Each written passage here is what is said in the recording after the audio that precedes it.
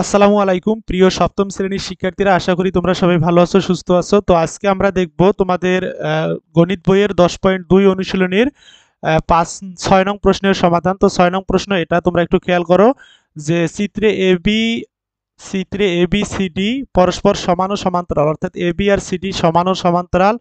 AC এবং BD দুইটা কর্ণ, AC এবং বিডি দুইটা কর্ণ ও বিন্দুতে ছেদ করছে। প্রমাণ করতে হবে যে তোমাকে এই এডি আর হচ্ছে বিসি সমান। তো আমরা সরাসরি চলে যাচ্ছি কম্পিউটার স্ক্রিনে উত্তরটা দেখার জন্য। তো এখানে একটু খেয়াল করো, বলা হয়েছিল এখানে এ বি আর হচ্ছে,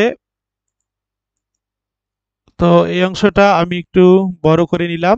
বলা হয়েছে এখানে তোমাকে যে এ বি, এই এ বিটা আর হচ্ছে সিডি এই দুইটা পরস্পর কি থাকবে, সমান থাকবে। আর এখানে বলা হয়েছে সমান ও সমান্তরাল, তো মাঝখানের অর্থাৎ দূরত্বটা সবসময় সমান থাকবে। এসি এবং বিডি দুইটা কর্ণ, এসি অর্থাৎ এই পুরাটা আর বিডি এটা হচ্ছে কর্ণ, পরস্পর অবিন্দুতে ছেদ করছে। প্রমাণ করা লাগবে তোমাকে এই এডি সমান বিসি। ঠিক আছে, তো এটা তোমাকে প্রমাণ করতে হবে। তো আমরা বিশেষ নির্বাচনে লিখতে পারি চতুর্ভুজ A B C D A B এবং সিডি পরস্পর সমান ও সমান্তরাল। এসি বিডি দুইটা কর্ণ পরস্পর অবিন্দুতে ছেদ করছে। প্রমাণ করতে হবে যে এডি সমান বিসি। তো আমরা একটু প্রমাণটা দেখে নেই।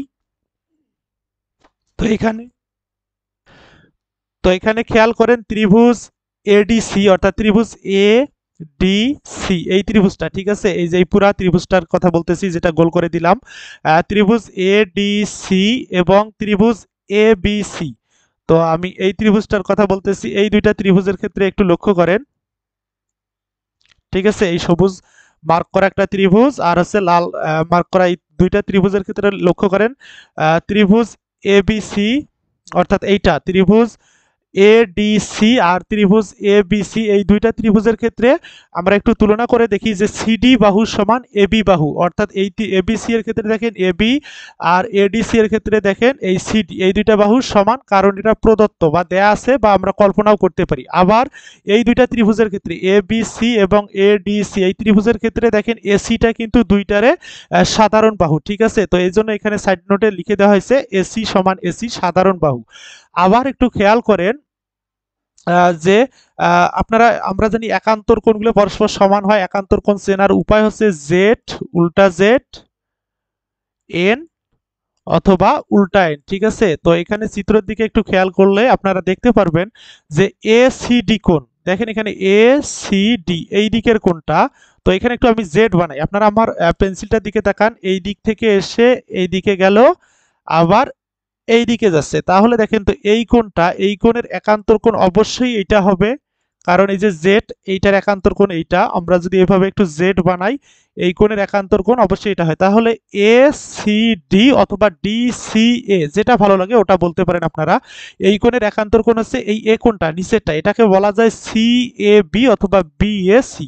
তো আমি এখানে বিএসি লিখে দিয়েছি, ঠিক আছে। তো আপনারা এখানে সাইড নোট দিতে পারেন যে একান্তর কোণ দ্বয় পরস্পর সমান, অথবা এই অংশটা এবি সমান্তরাল সিডি এসি তাদের ছেদক হওয়ায় এই কোণটা সমান, সে কথা বলতে পারেন। অথবা এখানে লিখে দিতে পারেন যে একান্তর কোণগুলো পরস্পর কি হয়, সমান হয়।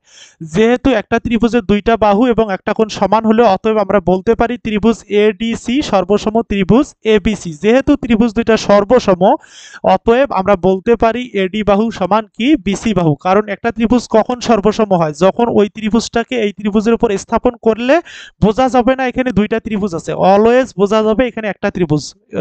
তো যেহেতু সর্বসম, অতএব বলা যায় এডি আর বিসি সমান, প্রমাণিত। তো প্রিয় শিক্ষার্থীরা, ভিডিওটা কেমন লাগলো? যদি ভিডিওটা ভালো লেগে থাকে পরবর্তী ভিডিওর জন্য অবশ্যই চ্যানেলটি সাবস্ক্রাইব করে রাখেন। আর আপনাদের গণিত বইয়ের সমস্ত উত্তরগুলো আমার প্লেলিস্টে সুন্দর করে সাজিয়ে দেওয়া আছে, চাইলে দেখে নিতে পারেন। সেই পর্যন্ত সবাই সুস্থ থাকেন, ভালো থাকেন, সকলের জন্য শুভকামনা রইল। আল্লাহ হাফেজ।